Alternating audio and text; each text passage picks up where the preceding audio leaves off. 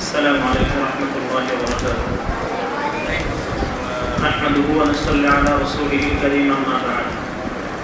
أعوذ بالله من الشيطان الرجيم. بسم الله الرحمن الرحيم. الحمد لله رب العالمين. صدق الله العظيم. اللهم صل على محمد النبي الأمي وعلى آله وصحبه وبارك وسلم تسليما. رب زدني علما. رب اشرح لي صدري ويسر لي أمري واحلل عقدة من لساني يفقهوا قولي. رب يسر ولا تعسر وتمم علينا بالخير. اللهم إنا نجعلك في نحورهم ونعوذ بك من شرورهم. الحمد لله. আল্লাহ তাআলার দরবারে শুকরিয়া আদায় করি যিনি আমাদেরকে আজকে মে মাসের 30 তারিখ আর জিলহজ মাসের আজকে হলো বলেন কয় তারিখ? 3 তারিখ। তো আল্লাহ তাআলা বিশুদ্ধ শুকরিয়া, আজকে 2 তারিখ। আল্লাহ তাআলা আমাদেরকে এই জিলহজ মাসে, এই মোবারক মাসে আল্লাহ তাআলা আসমান নিচে জমিনের উপরে সবচেয়ে দামি একটা জায়গা পত্র প্রতিষ্ঠানে অভিভাবক সমাবেশে আল্লাহ তাআলা আমাদেরকে আসার তৌফিক দিয়েছেন। সবাই দিল থেকে শুকরিয়া আদায় করি আলহামদুলিল্লাহ। তার সাথে সাথে আমাদের নবী জনাব মুহাম্মদ রাসূলুল্লাহ সাল্লাল্লাহু আলাইহি ওয়াসাল্লামের রওজা মুবারকে লক্ষ কোটি দরুদ হাদিয়া পেশ করি সাল্লাল্লাহু আলাইহি ওয়াসাল্লাম। সম্মানিত সুধী, যেহেতু আমি মাদ্রাসার একটা গুরুত্বপূর্ণ দায়িত্বে আছি, তো সেই হিসাবে আপনারাও আসছেন, যারাই আসছেন কষ্ট করে। আমি যে কথাগুলো বলবো সেই কথাগুলোর উপরে আপনারা একটু মনোযোগ দিয়ে শুনলেন। যারা মা বোনেরাও আছেন, যদি আপনারা কথা না বলে আমাদের কথাগুলো প্রয়োজন মনে করে শোনেন, যেহেতু আপনাদের বাচ্চা এখানে আছে আর আমরা আপনাদের বাচ্চাদের জিম্মাদার হিসেবে আছি, আপনারা অভিভাবক হিসেবে আছেন। আমাদের দুই দিকের কথাগুলো যদি পজিটিভ হয় তাহলে সহজ হয়। আমাদের মাদ্রাসা লাইনে একটা বই পড়ায়, উর্দু তেসরি কিতাব। ওই কিতাবে একটা চমৎকার ঘটনা আছে যে স্বামী স্ত্রী বিয়ের পরে লম্বা একটা রশি নিছে, রশি নিয়া ছাদের উপরে, ছাদের এক পাশে একটা রশির মাথা ফেলছে আর এক পাশে একটা রশির মাথা ফেলছে।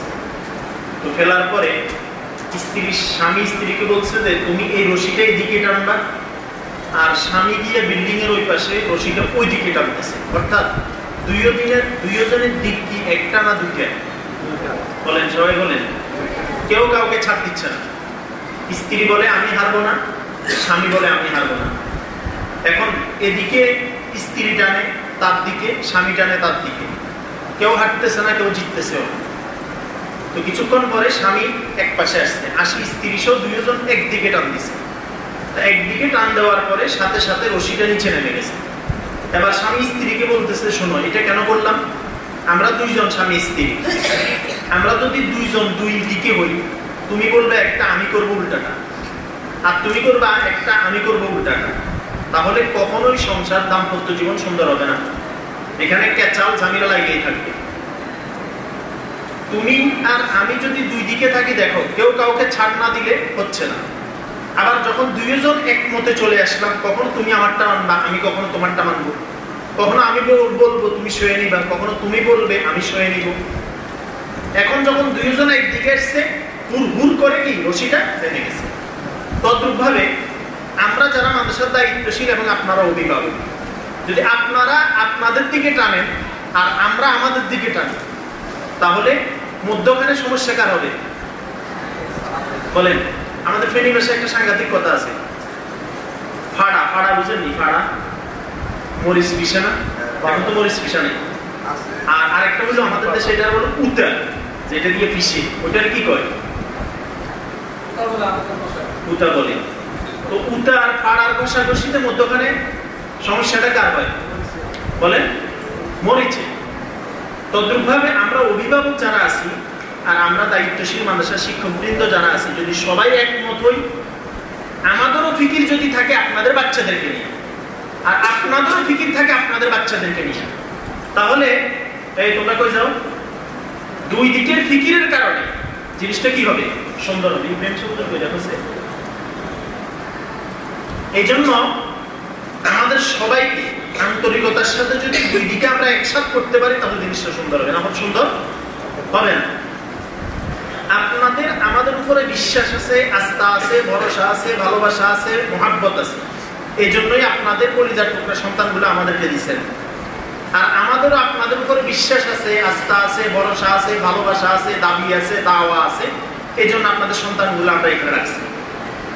তো মাঝে মধ্যে আমরা যদি আসি, আমাদের সন্তান যেহেতু এখানে আছে, আমরাও যদি আপনাদেরকে ডাকি, তাহলে জিনিসটা কি হবে? সুন্দর হয়, মিচুয়াল হয়, তাহলে হয় না। তো আমাদের অভিভাবক সমাবেশ আসলে একটা জিনিস তো হয়, একসাথে সব শিক্ষকগুলো আপনারা দেখতেছেন, তাই না? একসাথে সব ছাত্রগুলো আপনারা দেখতেছেন। আমরাও কিছু অভিভাবককে একসাথে দেখার চেষ্টা করতেছি। আলহামদুলিল্লাহ, ওই দৃষ্টিকোণ থেকে আমরা প্রতি মাসে অন্তত একটা অভিভাবক সমাবেশ করার চেষ্টা করি। যদিও আপনাদেরকে আমরা দুর্বলতার কারণে অনেক লাইনে মেহনত মোহাব্বত করতে পারি না অথবা আপ্যায়ন করতে পারি না, কিন্তু হাদিসে আছে ওয়ালাউ কালিমাতুন তাইয়্যিবা, যদি কেউ কারোর সাথে হাসি মুখে কথা বলে সেটাও আল্লাহর রাস্তায় কি সদাকার মতো, মেহমানদারের মতো। তা আমরা চেষ্টা করি আপনাদের সাথে আন্তরিকতার সাথে ভালো ব্যবহার করার জন্য। তো এই অভিভাবক সমাবেশটা আসলে অত্যন্ত গুরুত্বপূর্ণ এবং আমরা প্রতি মাসে করার চেষ্টা করি। কোনো সময় গেটিং হয়, 1-2 মাস পর পর হয়। আর মাসটা চলতেছে দামি মাস। এই মাসটা জিলহজ মাস। বলেন কি মাস? আমরা তো জানি আরবি মাস 12 মাসে সমাপ্ত। আরবি মাসের প্রথম মাস হলো মুহররম, শেষ মাস হলো জিলহজ মাস। আল্লাহ রাসূল সাল্লাল্লাহু আলাইহি ওয়াসাল্লাম বলছেন, জিলহজ মাস আল্লাহ তাআলার নিকট অন্য অন্য ইবাদতের চেয়ে, অন্য অন্য মাসের চেয়ে জিলহজ মাসের প্রথম দিন আল্লাহ তাআলার নিকট অনেক বেশি দামি। সুবহানাল্লাহ। সাহাবায়ে কেরাম এক পর্যায়ে বললেন, ইয়া রাসূলুল্লাহ, যুদ্ধ থেকেও দামি, জিহাদ থেকেও দামি? তখন রাসূলুল্লাহ সাল্লাল্লাহু আলাইহি ওয়াসাল্লাম বললেন, যদি কেউ যুদ্ধের ময়দানে যায়, নিজের জীবনটাকে আল্লাহর রাস্তায় শহীদ হয়ে যায় আর মালগুলো আল্লাহর রাস্তায় দিয়ে দেয়, তাহলে সেটা ভিন্ন কথা। কিন্তু জিহাদের চেয়েও এই 10 দিনের আমল আল্লাহ তাআলার নিকট বেশি দামি। সুবহানাল্লাহ। কেন? রাসূলুল্লাহ সাল্লাল্লাহু আলাইহি ওয়াসাল্লাম বলছেন, এই 10 দিন অর্থাৎ 1 তারিখ থেকে 9 তারিখ পর্যন্ত জিলহজ মাসের এক একটা রোজা আল্লাহ তাআলার নিকট 1 বছরের রোজা রাখার সমপরিমাণ নেই। সুবহানাল্লাহ। অর্থাৎ সে রোজা রাখবে, একটা বিনিময় হবে 360টা রোজা রাখার সওয়াব। সুবহানাল্লাহ। আর এই 1 থেকে 9 তারিখ পর্যন্ত প্রতিটা রাত আল্লাহ তাআলার নিকট সবে কদরের সমপরিমাণ নেই। সুবহানাল্লাহ। আল্লাহ রাসূল সাল্লাল্লাহু আলাইহি ওয়াসাল্লাম জীবনে কিছু জিনিস ছাড়তেন না। তার ভিতরে এই জিলহজ মাসের 1 থেকে 10 তারিখ পর্যন্ত এই সময়গুলোকে আল্লাহ রাসূল কি করতেন না? বলেন, ছাড়তেন না। এটা ঘুরে না, এভাবে থাকবে। তো এই জন্য আমাদেরকে এই জিলহজ মাসের 10 তারিখ পর্যন্ত ইবাদতগুলো কাজে লাগানো দরকার। এবং রাসূলুল্লাহ সাল্লাল্লাহু আলাইহি ওয়াসাল্লাম বলছেন, জিলহজ মাসের 1 তারিখ থেকে 9 তারিখ পর্যন্ত প্রতিটা দিন আল্লাহর নিকট 1000 দিনের সমান। সুবহানাল্লাহ। আর আরাফাত দিনটা আল্লাহ তাআলার নিকট 10,000 দিনের সমান। সুবহানাল্লাহ। এবং আল্লাহ রাসূল সাল্লাল্লাহু আলাইহি ওয়াসাল্লাম বলছেন, সিয়ামু ইয়াউমি আরাফা আহতাসিবু আলা আল্লাহি আন ইউকাফিরা আস-সানাতা আল্লাতী ক্বাবলা ওয়াস-সানাতা আল্লাতী বা'দা। আরাফাত দিনের রোজা অর্থাৎ 9 জিলহজ। বলেন, কতই জিলহজ? 9 জিলহজের রোজা আল্লাহ তাআলার নিকট 1 বছরের আগের গুনাহ এবং 1 বছরের পরের গুনাহ আল্লাহ তাআলা মাফ করে দিবেন। সুবহানাল্লাহ। এজন্য আমরা যারা পারি, আজকে তো হই চলে গেল, কালকে থেকেও অর্থাৎ শুক্রবার পর্যন্ত যারা পারি 1টা 2টা 5টা অথবা সবগুলোর রোজা রাখার আমরা চেষ্টা করব ইনশাআল্লাহ। এবং এই কয়টা দিন আমরা গুরুত্বের সাথে কি করব? আমল করার চেষ্টা করব। এবং আরেকটা আমল রাসূলুল্লাহ সাল্লাল্লাহু আলাইহি ওয়াসাল্লাম বলছেন, যারা কুরবানি করবে অথবা যারা কুরবানি করবে না, দুইটা, হাতের নখ, পায়ের নখ, মোষ, কাটছাড়ের কাজগুলো চাঁদ ওঠার আগে করে ফেলছে, এই 10 দিন সে নখ কাটে নাই, মোষ কাটে নাই, অর্থাৎ কাটছাড়ের কাজগুলো সে করে নাই। এবং কুরবানির দিন পশু জবেহের পরে যদি এই কাজগুলো কেউ করে, সে শিশু হোক, পুরুষ হোক, নারী হোক, যুবক হোক, বৃদ্ধ হোক, কোরবানি করেনওয়ালা হোক, কোরবানি না করেনওয়ালা হোক, আল্লাহ তাআলা তাদের প্রত্যেকের আমল নামায় একটা করে কবুল কোরবানির সওয়াব দিবেন। সুবহানাল্লাহ। এজন্য আমরা যারা এই পর্যন্ত, এদিকে ঘুরে রাখো, এইভাবে রাখি তো এই জন্য আমাদের সবাইকে অন্তত এই আমলটা করার চেষ্টা করা। বলো, ওদের আমি তো চাঁদ উঠার আগে এটা করতে পারি নাই, তো এখন আর করার দরকার নেই। এখন করবেন কখন? কোরবানির দিন। বলেন কি? বলো, ওদের আমি কোরবানি করতেছি না, তো কোরবানি না করলে সমস্যা নাই। আল্লাহ রাসূল বলেন, কোরবানি যে করবে না তাকে আল্লাহ তাআলা নেকি দিবেন। সুবহানাল্লাহ। আমার লস আছে না লাভ আছে? বলেন লাভ আছে। এক। দুই নম্বর হলো কুরবানি, এটা আল্লাহ তাআলার বিধান, শরীয়তের পরিবেশে এটাকে ওয়াজিব বলে। শরীয়তের পরিবেশে এটাকে কি বলে? বলেন ওয়াজিব বলে। এইজন্য কুরবানি কার উপর ওয়াজিব? আযাদ হইতে হবে, কোন স্বাধীন মানুষ হইতে হবে, মুসলমান হইতে হবে, আকিল হইতে হবে, সাবালক হইতে হবে এবং সাহেবে নেসাব হইতে হবে। সাহেবে নেসাব আমরা বুঝি না অনেক সময়। সাহেবে নেসাব মানে কি? সাহেবে নেসাব মানে কুরবানি মোট 3 দিন করা যায়। 10 জিলহজ, 11 জিলহজ, 12 জিলহজ। প্রথম দিন করলে পুরো সওয়াব, দ্বিতীয় দিন করলে অর্ধেক সওয়াব, তৃতীয় দিন করলে 3 ভাগের 1 ভাগ সওয়াব। এই 3 দিনের ভিতরে কেউ যদি 52 ভরি রূপা অথবা 7.5 ভরি স্বর্ণ অথবা 52 ভরি রূপা, মনে করেন বর্তমানে 90 থেকে 1 লক্ষ টাকার মতো কারো কাছে ক্যাশ টাকা থাকে, অথবা ব্যবসায়িক পণ্য থাকে, অথবা ব্যাংকে থাকে, অথবা ডিপোজিট করা থাকে, অথবা জমি বন্ধক থাকে, অথবা দোকানে সিকিউরিটি থাকে, অথবা কারো কাছে পাওয়ার থাকে, অথবা সে ঘর করবে এর জন্য টাকা রেখে দিছে, অথবা হজ করবে সেই জন্য টাকা রেখে দিছে, মেয়ে বিয়ে দিবে টাকা রেখে দিছে, কোন একটা প্রয়োজনে টাকা রেখে দিছে, অথবা স্বর্ণ রূপা অথবা টাকা সব মিলে যদি 1 লক্ষ টাকার সম্পত্তি কারো কাছে থাকে, তাহলে এই 3 দিনের ভিতরে যদি সেইটার মালিক হয়, তাহলে তার উপরে কুরবানি কি হবে? বলেন ওয়াজিব হবে। বলেন কুরবানিটা কি হবে? ওয়াজিব হবে। এইজন্য কুরবানিটা গুরুত্বপূর্ণ বিষয়। অনেকে আমাদের সমাজে কুরবানি ওয়াজিব হয়ে আছে, করে না। কেন করে না?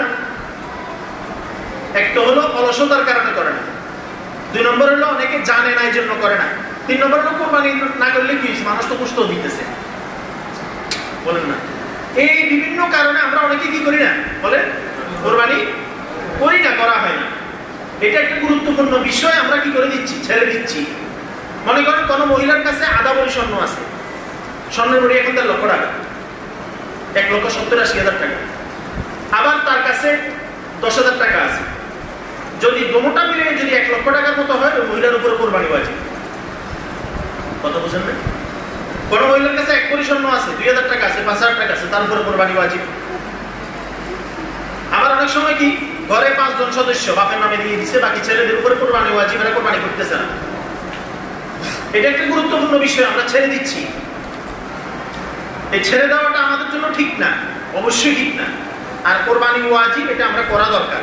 যাদের তৌফিক হয়, সহজ হয়, সুন্দর হয়, এই জন্য আমরা কুরবানি করার কি করবো? ইনশাআল্লাহ চেষ্টা করবো। আর কুরবানি করা সহজ হয় কেমনে? যদি আমরা তো অনেকে অনেক লাইন ইনকাম করি, অনেকে স্বামী স্ত্রী 2 জন ইনকাম করে, অনেকে শুধু স্বামী ইনকাম করে, অনেক সময় স্ত্রীরা ইনকাম করে।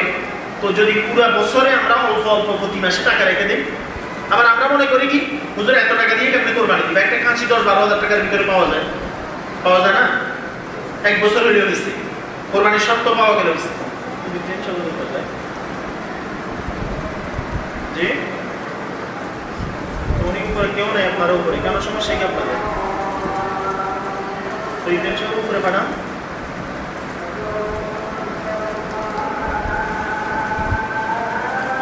তো এই জন্য আমাদের সবাইকে কি রাখা? খেয়াল রাখা, গুরুত্বের সাথে খেয়াল রাখা, এবং কোরবানি যারা পারি করার চেষ্টা করা। আল্লাহ রাসূল সাল্লাল্লাহু আলাইহি ওয়াসাল্লাম বলেছেন কোরবানি করার কারণে প্রত্যেকটা পশুর পশমের বিনিময়ে আল্লাহ তাআলা একটা করে নেকি দিবেন। সুবহানাল্লাহ, এটা হলো পুরস্কার। ভাই আপনি কোথায়? তো নিচে থাকলে কি হবে? এখানে তো কেউ নাই।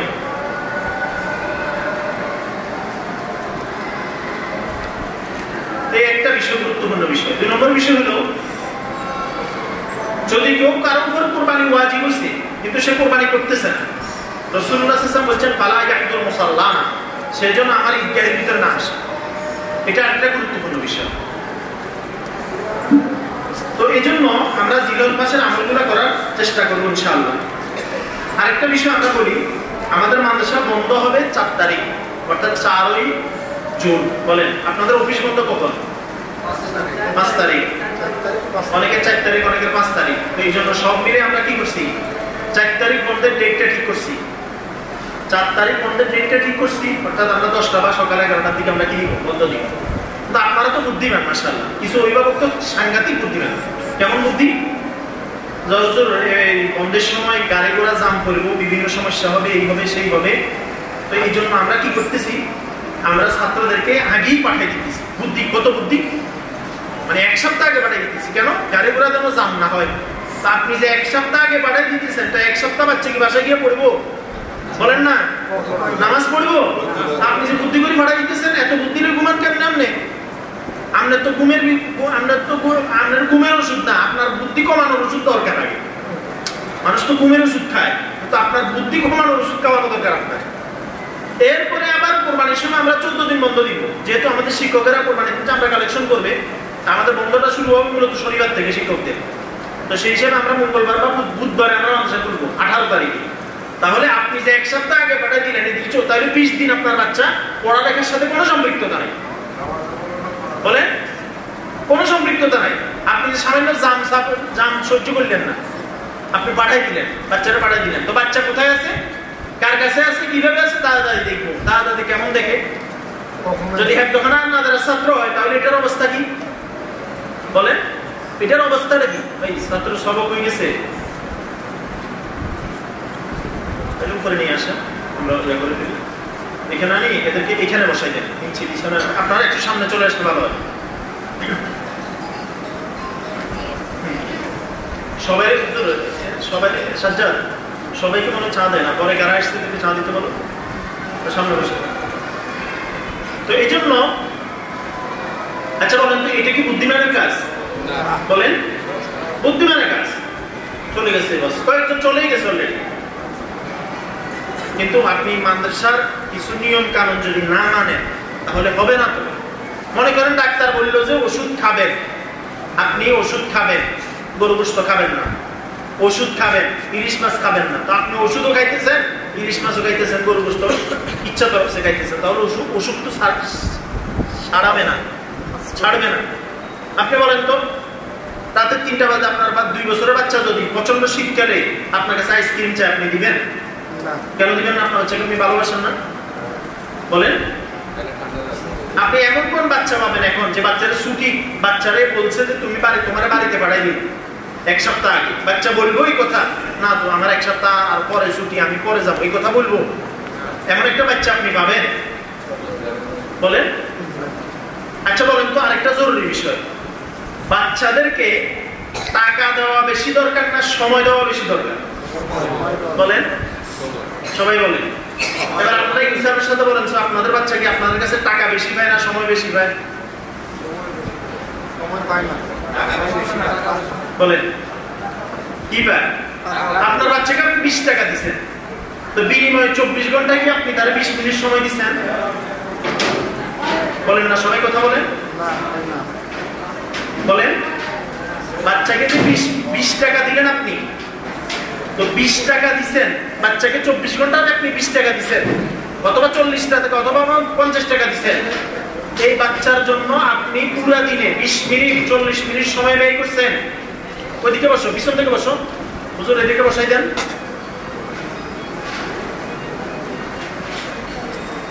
এই জন্য বাচ্চাদেরকে সময় দেওয়া বেশি দরকার নাকি টাকা দেওয়া বেশি দরকার? ভাই সবাই কথা বলেন। তোমরা এখানে বসছো কেন? পিছনে যাও, সিরিয়ালে যাও।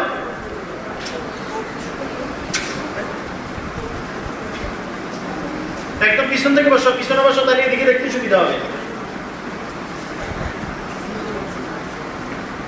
কথা বলবা না, কেউ কথা বলবা না। আমাদের সমস্যা হলো আমরা বাচ্চাদেরকে সময় না দিলে টাকা দিই, অথচ বাচ্চা আমার কাছে কোনো সময় পায় না। 2 মিনিট 5 মিনিট দেখা করে চলে যায়, কি লিখবো বলো, সময় দিতে পারবো না। অনেক অভিভাবক বাচ্চার জন্য সময় নেই, বিড়ির জন্য সময় আছে, বাচ্চার জন্য সময় নেই, ডিসপ্লে নাচ দেখার সময় আছে, আড্ডাবাদির সময় আছে, বসে চক্কা খেলে, মোবাইলে কি খেলে, বল না, চক্কা খেলে, ক্যারাম বোর্ড খেলে, ক্রিকেট খেলে, এরপরে বিভিন্ন বিষয় করে। তো বাচ্চার জন্য আমাদের সময় নেই, মায়েরও সময় নেই, অনেক মাদেরও সময় নেই বাচ্চাদের জন্য। বাচ্চা ডিস্টার্ব করবো বাসায় গেলে, এই জন্য বড় মোবাইল দিয়ে রাখছে, বাবা তুই জাহান নামে যা, আমার রান্না যেন ঠিক থাকে, তুই প্রয়োজনে জাহান নামে যা, আমার রান্না যেন ঠিক থাকে। এরকম কয়জন বাপ আছেন বলেন তো দেখি, আপনার বাচ্চাকে আপনি মোবাইল দিয়ে না দূরে আনছে দেখি, আমার বাচ্চার দুনিয়া উল্টে গেলে আমি আমার বাচ্চাকে মোবাইল দিয়ে দিই। আপনাদেরকে পুরস্কার দেওয়া দরকার, আমি আমার বাচ্চাকে দেই না। আমরা করি কি, যে বাচ্চা আসছে 10 মিনিটের জন্য, আমরা মধ্যখানে ভাত খাওয়া বন্ধ করে দিয়েছিলাম বাসায় না খাওয়ার জন্য। বাচ্চা কি করে 15 মিনিট ভাত খায় আর 10 মিনিট মোবাইল টিপে। ভাত শুধু গিলে গিলে কেমনে গিলে করতে পারবেন? ভাত দে, পানি দে, চাবাইতে সময় বেশি দেবো না। বুঝলেন না কথা? ভাত চাবাইলে সময় বেশি যাবে না, তো এই জন্য বাচ্চা মুখে ভাত দিচ্ছে আর কি দিচ্ছে, কারণ 15 মিনিট ভাত খাইলে আরো 10 মিনিট মোবাইল টিপতে পারবো। তো এই জন্য আমরা যতক্ষণ সতর্ক হব না, বিশ্বাস করেন আমরা অনেক অভিভাবককে অনেক লাইনে বলছি, আমাদের চোখের সামনে ছাত্রগুলো নষ্ট হয়ে গেছে। আমি নাম ধরে ধরে আমি 4 বছরে অন্তত 20 জন ছাত্র আপনাকে এরকম দেখাইতে পারবো। হাফেজ হয়েছিল, নষ্ট হয়ে গেছে, 15 পারা হয়েছে, নষ্ট হয়ে গেছে, 30 পারা হয়েছে, নষ্ট হয়ে গেছে, 28 পারা হয়েছে, নষ্ট হয়ে গেছে, বিশেষ জামাত পড়াইছি, নষ্ট হয়ে গেছে। একমাত্র কারণ আমি খুঁজে দেখছি আমাদের শিক্ষকদের অবহেলা নাই, বেশিরভাগ সমস্যা হলো অভিভাবকের অবহেলা অবজ্ঞার কারণ। বাচ্চাকে কোনো সময় দেয় না, বাচ্চা কিছু কয় না, বাচ্চাকে শাসন করবে। ভাই আপনি খাওয়ান, আপনি পড়ান, আপনি সব করেন, তো বাচ্চাকে আপনি শাসন করতে হবে না? বলেন, শাসন করতে হবে না? বাচ্চাকে আপনি আদর করতে হবে না? আদর শাসন দুটোটা সংমিশ্রণ লাগবে না? এই তোমরা বসে দাও না কেন? আর সবচেয়ে দুঃখজনক বিষয় হলো কি জানেন, কিছু অভিভাবক আপনি যদি 12 মাসে 12টা অভিভাবক সমাবেশ করেন, এরা আইতো না। এরাই কিন্তু নিয়ত করছে, ওই নিয়ত করছে আমরা যাবো না, নিয়ত করে নিচ্ছে এরা যাবো না। আর আমরাও বলতেছি হুজুর, মানে কি করবো হুজুর আমরা জানি, কি করবো আমরা জানি। আপনি তো সব জানেন, সব জানলে তো হবে না। এই জন্য সময় দেওয়া বাচ্চাদেরকে। মনে করেন আজকে ডিউটির কথা আছে, সবার কি ডিউটি আছে? বলে সবার ডিউটি নেই, সবার ডিউটি নেই, সময় নাই। সময় কোথায়? সময় তো নাই। হুজুর আপনি জানেন না কি পরিমাণ চাপে আছি। আপনি চাপে আছেন ঠিক আছে, তো বাচ্চার চাপ আপনার নাই কেন? বাচ্চার ব্যাপারে আপনার ফিকির থাকবে না কেন? আবার কিছু অভিভাবক আছে, আমি কাউকে মেনশন করতেছি না, কিছু অভিভাবক আছে মাদ্রাসার মুতামিম শিক্ষক এবং মাদ্রাসার প্রতি সে প্রচন্ড বিরক্ত, একটু তার বিপরীত গেছে সে গালাগালি করে। আচ্ছা বলেন তো, আপনি আপনার ছেলেটাকে মাদ্রাসায় দিচ্ছেন, ওই ছেলের শিক্ষককে আপনি গালি দিতেছেন, কি পরিমাণ উপকার হবে আপনার ছেলে? বলেন না? আরে ভাই একটা ডাক্তার দেখাইতে হলেও যদি বিশ্বাস আর ভক্তি না থাকে চিকিৎসায় কাজ হয় না। হয় কাজ হয়? কাজ হয় না। একটা বাচ্চাকে আপনি মাদ্রাসায় দিবেন, পড়াবেন, শিক্ষকের উপর আপনার কনফিডেন্স, আচরণ, উচ্চারণ, ব্যবহার যদি আপনার সুন্দর না হয়, তাহলে বাচ্চা মানুষ হবে না। অনেক বাচ্চা অভিভাবকের বাজে ব্যবহার, খারাপ আচরণের কারণে খারাপ হয়ে গেছে। এমন অভিভাবক আমি দেখছি এখানে সিগারেট খাইতেছে আর আমার গালাগালি করতেছে দোকানে বসে বসে, আমি শুনতেছি, দেখতেছি, না ঠিক আছে, বুঝলেন না? এখন ছেলেটা আর করে না, ওই যে সিগারেটের বরকতে, গালাগালির বরকতে ধাক্কায়। এই জন্য সতর্ক হওয়া, সচেতন হওয়া ভাই। বলেন কি হওয়া? ওই যে বাচ্চা হারুন রশিদ, মামুনুর রশিদের ঘটনা আমরা শুনতাম না, যে উনি গেছেন, উনি দেখতেছেন যে তার ছেলে বাচ্চার অজুর পানি ঢেলে দিতেছে, দেখার পর উনি রাগ করছেন, চলে আসছেন। হুজুর তো ভয় পেয়ে গেছে, আরে বাচ্চার কোলার দিয়ে আমি খেদমত করাইছি, অজুর পানি ঢালাইছি, কি না কি হয়েছে। যখন বাচ্চার কাছে গেছে, বাচ্চা বলে যে আমি আপনার উপরে প্রচন্ড রেগে আছি। হুজুর কারণ আমি ভুল করছি, আমার ছেলে আপনার ছেলে দিয়ে খেদমত করাইছি। না, আমার ছেলে আপনার পায়ের উপরে পানি ঢালতেছে শুধু, কেন পা ঢলে দিচ্ছে না কেন? আপনি কি শিখেন? বাচ্চা হারুন রশিদ 2 ভাই ছিল, ছেলে 2 ভাই জুতা নিয়ে, উস্তাদ জুতা নিয়ে টানাটানি করতো, কে জুতা আগে সোজা করবে। আমাদের কলিজায় অন্তত মাদ্রাসার প্রতি মহাব্বত লাগবে, শিক্ষকের প্রতি মহাব্বত লাগবে, আস্থা বিশ্বাস ভরসা লাগবে, না হলে হবে না। আমার কথা কি বুঝে এসছে? বলেন কি লাগবে? বিশ্বাস, আস্থা বিশ্বাস ভরসা না থাকলে হবে না। তো এই জন্য আমাদের বন্ধ হবে 4 তারিখ বুধবার 11টার দিকে, সকালে 11টার দিকে। এর আগে আপনারা যারা নিয়োগ করছেন ছাত্ররা ভাড়াই দিবেন। আমরা কথা হলো আপনি যদি নিয়ে যান, ওই এক বেড়া বলে বোরে 3 তালাক দিছে, ওই বউ কইছে আমি তো তালাক নিলাম না। আচ্ছা না নিলে তালাক হইব না? বলেন না হইব? তা আমাদের বলে আমরা বলছি, আপনি যদি বলেন যে আমরা মানবো না, আমি ভাড়াই দিব, আমার সুবিধা দরকার, তা আমার কি সমস্যা? আপনারা এরকম একটা বাচ্চা এখানে পাইতেন না আপনি, যে বাচ্চারা বলছেন 1 সপ্তাহ আগে ভাড়াই দিব, বাচ্চা বলছে না আব্বু আমার পড়ালেখার ক্ষতি হবে, একটা বাচ্চা পাইতেন, আমারটাও পাইতেন, আরো খুশি, কারণ আসবে। আর আমরা তো মাদ্রাসার সমস্যা কি করতে পারবেন না। মাদ্রাসায় যারা আমরা বাচ্চা পড়াই, বাচ্চাকে আগে আসি বলি যে তোর বিয়েতে দাওয়াতে নিব, হুজুর থেকে ছুটি নিব। আমরা আগেই বাচ্চারা পজিটিভ করে রেখেছেন, এখন কি কোন হুজুর ও তো মানে না, ও মানবো কেন? ওর তো আপনি আগে কইছেন তোর বিয়ে নিব, হুজুর থেকে ছুটি নিব, মানবো কেন? আমার কথা বুঝেন নাই? এই জন্য বুধবারে আমাদের মাদ্রাসা ছুটি হবে, কথা বুঝে এসছে? তাহলে বুধবারে মাদ্রাসা ছুটি হলে বলেন 4 তারিখে মাদ্রাসা বন্ধ হবে। এরপরে আমাদের মাদ্রাসা খোলা হবে কয় তারিখ? 18 তারিখ, অর্থাৎ বুধবার। বলে হুজুর বন্ধটা বেশি হয়ে গেছে। হ্যাঁ, বন্ধ বেশি হয়েছে। বন্ধ বেশি হয়েছে কেন? মনে করেন 4 তারিখে যদি আমাদের মাদ্রাসা বন্ধ হয়, 5, 6, 7 তারিখে আমাদের মাদ্রাসায় কোরবানির কালেকশন আছে। তাহলে শিক্ষকদের তো কারো ছুটি নেই, আমারও ছুটি নেই। তাহলে শিক্ষকেরা যাবে 7 তারিখ মাগরিবের আগে পরে, তাহলে ওই দিন শেষ। শিক্ষকদের ছুটি শুরু হবে 8 তারিখ থেকে। তাহলে 8 তারিখ থেকে 18 তারিখ তো লাগে, ঠিক না? 8-10 দিন, 10-12 দিন তো লাগে। ওই জন্য বিষয়টা এরকম, কথা বুঝতে পারছি? তো এই জন্য এবার আমরা তো একটা ছুটির কাগজ দিয়ে দিই বাচ্চাদেরকে, ওখানে আপনারা অনেকে সাইনও করেন না, দেখারও প্রয়োজন মনে করেন না, বাস পড়ে আছে ভাই। এই যে ইঁদুরে খাই ফেলছি, ইঁদুরে খাই ফেলছি, বুঝতে পারছি। বাপও শিখায় না, মাও শিখায় না যে মাদ্রাসা থেকে আসলে কিছু দিল কিনা, কোনো নোটিশ দিছে কিনা, কোনো চিঠি দিছে কিনা, কোনো দাওয়াত টাওয়াত দিছে কিনা, খবর নেই। ওখানে আমরা বলি যে একটা মন্তব্য আপনি লিখে দেন, কি কি সমস্যা অসুবিধা আমরা বলতেছি, এগুলো খেয়াল রাখা। আর বিশ্বাস করেন, আরেকটা কথা আমি আগেও বলি এখনো বলি, বাচ্চাকে যখন আমরা ছুটি দেই, আমরা কি বাচ্চাদেরকে শত্রুর হাতে দেই না আপনাদের হাতে দেই? সবাই কম? আচ্ছা, আপনারা কি বাচ্চাদের আমাদের চেয়ে আপন বেশি না কম? সবাই বলেন তো। আপনারা আসি অনেক সময় আমাদেরকে কি করেন, হুজুর পুরা বন্ধের সময় 1 ওয়াক্ত নামাজও করে নাই, তো এটার জন্য আমি দেই না আপনি দেই? স্বীকার করেন না? স্বীকার করেন বলে। আচ্ছা, বাচ্চা হুজুর একবারও কোরআন শরীফ নিয়ে বসে নাই, এটা কি আমি দেই না আপনি দেই? একটাও এই কথা কয় না, হুজুর পুরা বন্ধের সময় এই বেড়া 1 বেলা ভাতও খায় না, এটাই জীবনে কয়। কইছে কেউ? কইছে হুজুর পুরা বন্ধের সময় 1 কাপ চা জোর করে খাওয়াইতে পারেনি, আমার বলে এত ভদ্র সভ্য। হুজুর পুরা বন্ধের সময় পুরা দিনে সে 1 বেলা ভাত খাইছে, 2 বেলা খায় নাই, কেন খায় নাই তারা জিজ্ঞাসা, এরকম কইছেন? বলে মোবাইল দিবা কাজা নাই, খাবার কাজা নাই, চা কাজা নাই, বাজে আড্ডা কাজা নাই, তো নামাজ কাজা হয় কেন? এটার জন্য তো আপনি দায়ী। ম্যাক্সিমাম অভিভাবক তো নামাজে পড়ে না, মাও পড়ে না, বাপও পড়ে না, তো পোলা কেমনে পড়বো বলে? আবার অনেক মা বাপে পড়ে, বাচ্চা পড়ে না। আবার অনেক মা বাপে পড়ে, বাচ্চারা পড়ে। আপনি আপনার বাচ্চাকে জোর করে যদি নামাজ না পড়ান, নামাজ পড়বে না। আপনি আপনার বাচ্চাকে জোর করে পড়াইতে না বসাইলে বাচ্চা পড়তে বসবে না। এই বন্ধের সময় মানে বাচ্চাদেরকে আল্লাহ ভরসা করে আপনাদের হাতে দিলাম। এবার আপনাদের বাচ্চা আপনি কি করবেন সেটা আপনার বিষয়। যদি আপনি প্রতিদিন বাচ্চাকে আমরা লিখে দিই 2 পারা 3 পারা তেলাওয়াত করান, তেলাওয়াত করুক, এরা বসুক, লিখুক, নুরানিওয়ালারা হাতাল লেখা দিন। এখন যদি না লিখে এবার ফিরেলেও তো বিপদ, বুঝলেন না কথা?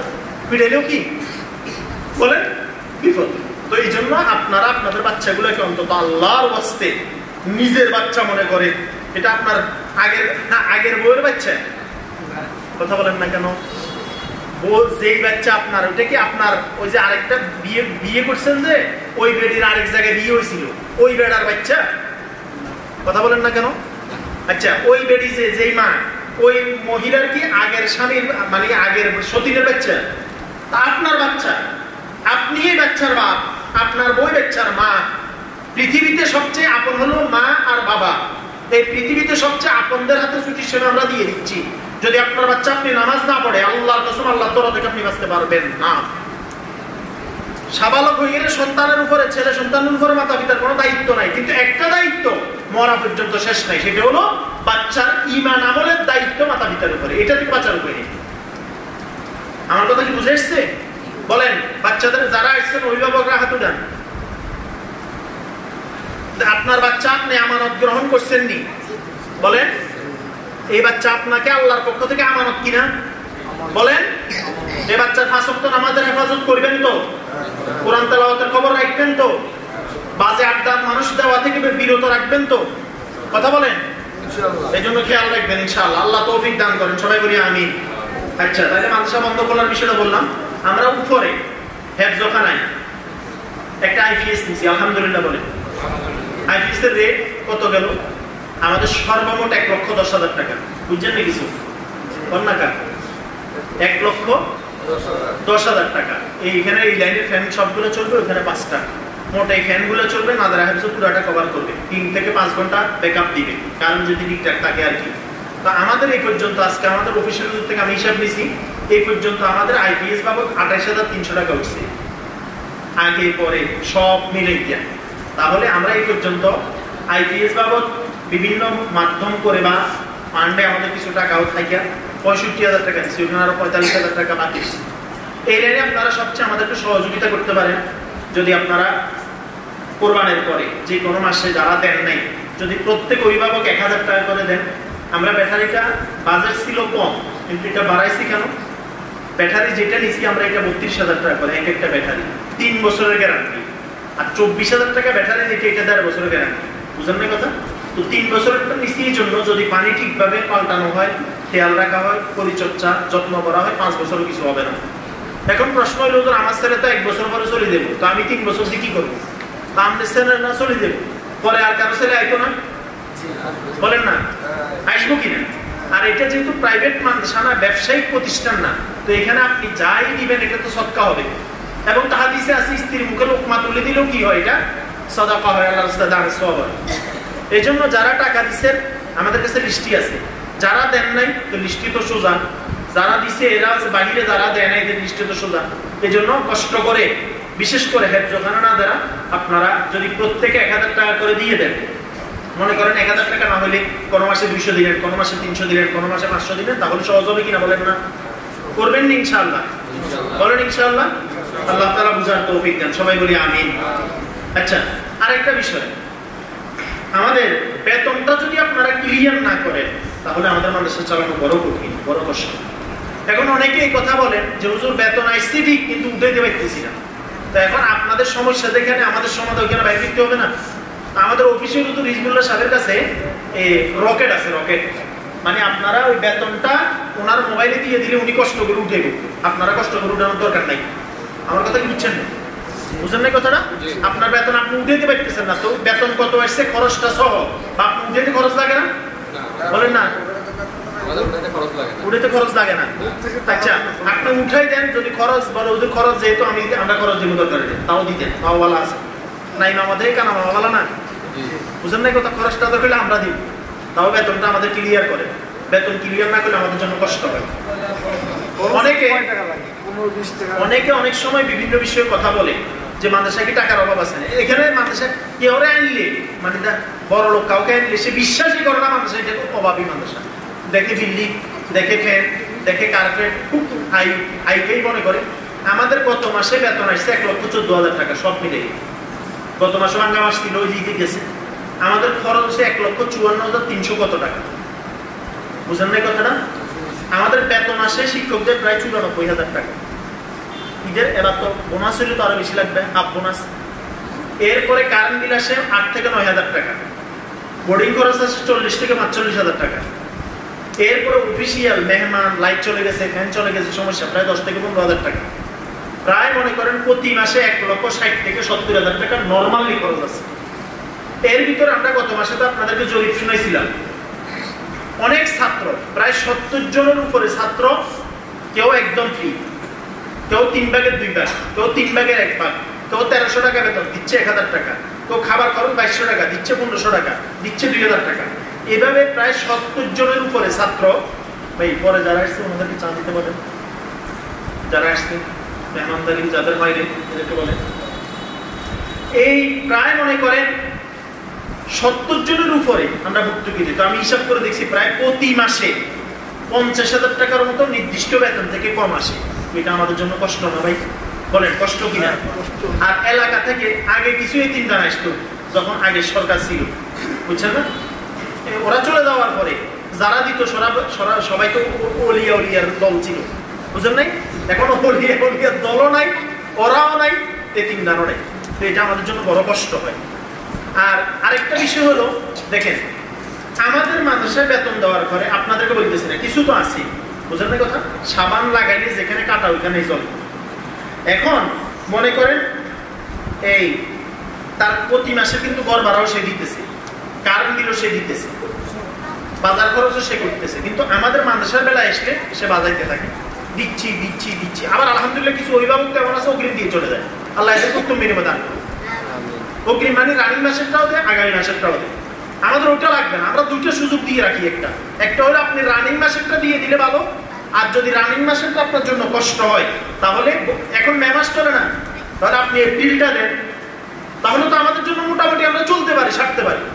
মনে করেন আমি বলি কিছু অভিভাবক তো এই পরিমাণ বেয়াদবি করছে, বেতন নিয়ে আপনি কল্পনা করতে পারতেন। এক অভিভাবকের কাছে আপনি 26,000 টাকা পাই, প্রশ্ন হইল হুজুর এত টাকা বাকি দিলেন কেন? অভিভাবকের অভ্যাস ছিল কিছুদিন পর পর 10,000 15,000 টাকা করে দিত। আজকে 2 থেকে 3 বছর বাজারে ব্যবসা করে দেখি হুজুর আমার অভাব চলে। আমি কি যে ভাই আপনি বাজার খরচ চলতেছে না, চাউল চলতেছে না।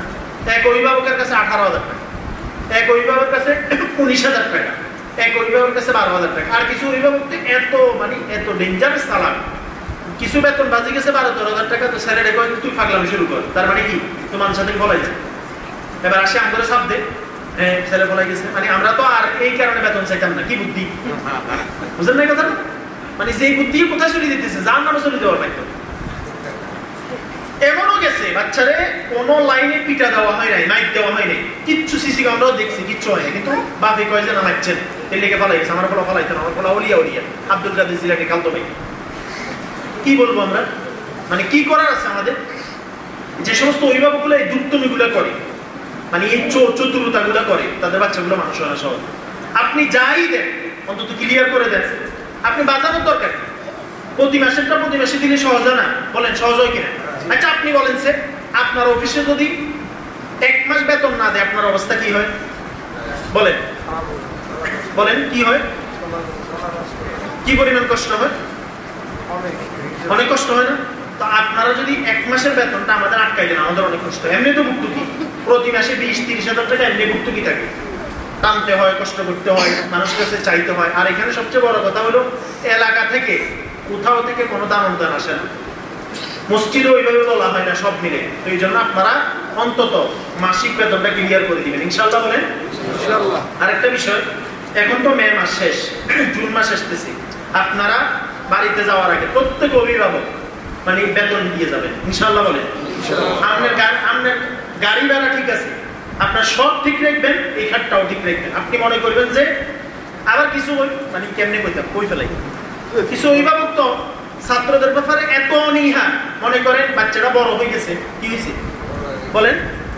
এখন বাসায় তো আমি স্বামী স্ত্রী 2 জন থাকি, বাচ্চা থাকলে তো একটা সমস্যা, তো কি করে মানুষে দিয়ে রাখছে। মানুষে দিলে তো সহজ 3,500 টাকা দিয়ে এখানে থাকা খাওয়া সব ফ্রি, বাসায় তো আরেকটা রুম রাখি। বুঝলেন না কথাটা? পুরা মাস বাচ্চাটার কোনো খবর নেই, পড়ার কোনো উন্নতি হচ্ছে কিনা, অগ্রতি হচ্ছে কিনা, বাসায় গেলে আসতে। আচ্ছা ভাই একটা মানুষের মনে করেন আমাদের বাচ্চাগুলো যদি বাসায় খাইতে যায় 3 বেলা যায়, সকালে গেল, দুপুরে গেল, রাত্রে গেল, আসর পরে গেল, তাহলে 4 বেলা। যদি সে সকালে খাইতে গিয়ে না আসে তাহলে একটা ক্ষতি হলো না?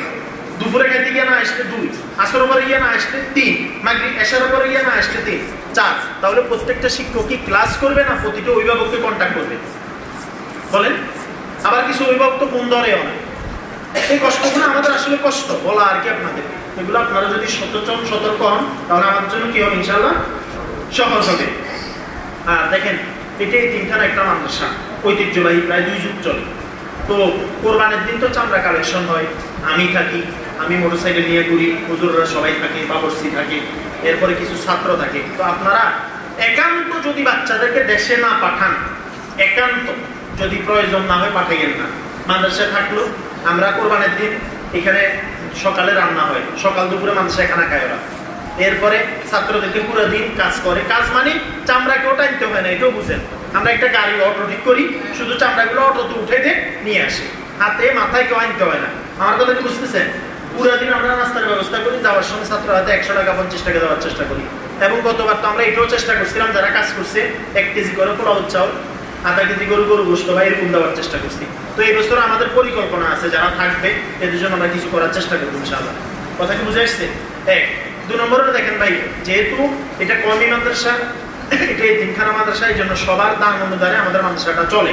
তো এই জন্য আপনারা যদি কষ্ট করে এই কোরবানি বাবদ আপনারা চামড়া যারা কোরবানি করেন চামড়ার টাকা দিয়ে আমাদের মাদ্রাসায় দেন, অথবা কোরবানি করেন না, এলাকায় গেছেন, কারো থেকে যদি আইনা অথবা নিজ থেকেও যদি মাদ্রাসার সহযোগিতার জন্য, এতিম অসহায়ের সহযোগিতার জন্য যদি আপনারা কি করেন, প্রতি একজন অভিভাবক যদি 500 টাকা করে দেন, কথার কথা যে কোরবানি বাবদ আমি খুশি হয়ে মাদ্রাসাতে 500 দান।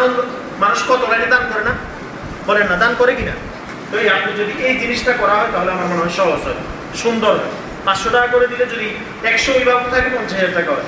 50,000 টাকা হইলে এমন কিছু ছাত্র এখানে আছে যাদের ওষুধ খরচ, কাপড় খরচ, খাবার খরচ সব আমরা আমাদের সাথে দেওয়ার চেষ্টা করি। তো এই জন্য আপনারা একটু আন্তরিকতার সাথে খেয়াল রাখবেন, ইনশাআল্লাহ বলেন। আর মোটামুটি সব কথা আমরা বললাম। বাচ্চাদের জন্য সময় বের করে সময় দিবেন, ছুটির সময়টা ওদের চোখে চোখে রাখবেন যেন গাড়িতে অ্যাক্সিডেন্ট না হয়। বাড়িতে গেলে পুকুরের পানি, এখন বর্ষাকাল, ঠিক আছে না, নদীতে যেন কোনো সমস্যা না হয়। আর কোনো খারাপ সাথীর সাথে কি দিবেন না, মিশতে দিবেন না। বাচ্চাদের প্রতি কি রাখবেন, খেয়াল রাখবেন, ইনশাআল্লাহ বলেন। তাহলে বলেন, কথাগুলো রিপিট করেন। আমাদের মাদ্রাসা বন্ধ কয় তারিখ? 4 তারিখ। খোলা কয় তারিখ? বলেন কয় তারিখ?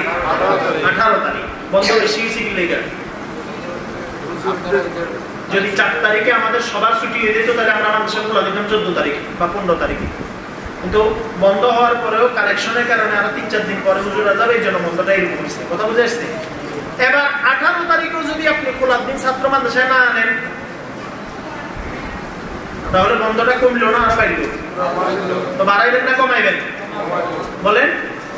আপনি মনে করবেন মাদ্রাসা আপনাদের জন্য 17 তারিখে খোলা, তাইলে আপনার জন্য সহজ হবে। 18 তারিখে বাচ্চাকে আসরের মাদ্রাসা পাঠাই দিবেন, ইনশাআল্লাহ বলেন। মনে থাকবে?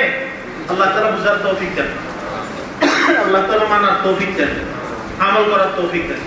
আর আপনারা যারা আসছেন, যারা আসেন নাই, ফালিবাল্লিগু শাহিদুল গায়ব, যারা আসেন আপনাদের অভিভাবক পরিচিত আছেন এই মাদ্রাসার, এদেরকে বলবেন যাতে বেতনগুলো দিয়ে আমরা যে কথাগুলো বলছি এগুলো আপসে কি করবেন, আপনারা আলোচনা করার চেষ্টা করবেন, ইনশাআল্লাহ। মনে থাকবে ইনশাআল্লাহ। আমি মোটামুটি মনে হয় সব বিষয়ে কথা বলছি, আর তেমন কথা আপাতত আর বলার দরকার মনে করি না, লম্বা সময় বলছি। আপনাদের পক্ষ থেকে কোনো প্রস্তাব, প্রশ্ন, পরামর্শ, অভিযোগ, অনুযোগ কোনো কিছু আছে কিনা বলেন, বলেন, খোলামেলা বলেন। আপনাদের কোনো পরামর্শ আছে কিনা আমাদের জন্য? কথা বলিও না, বন্ধ করে দাও। আপনাদের কোনো পরামর্শ